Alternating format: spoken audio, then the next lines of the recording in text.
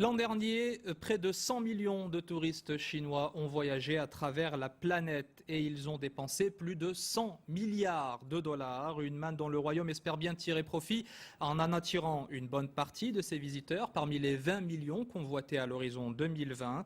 Et ce n'est donc pas un hasard si le directeur de l'Office du tourisme de Pékin est depuis 48 heures dans le royaume, l'occasion de rencontrer des responsables marocains, mais également de visiter le pays, comme l'illustre cette balade dans la ville de Fès que nous partageons avec Souad Zatraoui et Aziza Chiben, au commentaire Nadia Hemouchi.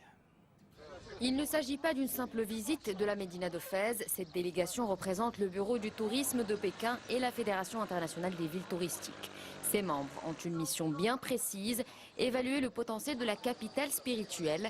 Leurs appréciations pourraient guider le choix de milliers de touristes chinois. Cette visite est très importante parce que la ville de Fès est une cité authentique connue de par le monde. Les Chinois l'apprécieront parce qu'elle présente des similitudes avec de grandes villes chinoises et a tous les atouts pour leur plaire.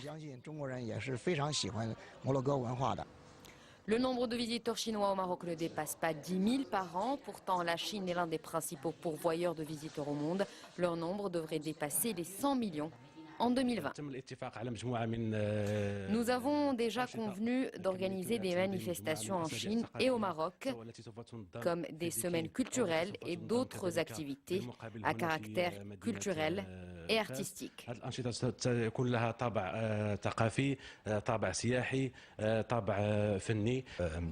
Ces dernières années, la ville de Fès a pu conclure de nombreux partenariats avec de grandes villes en Chine.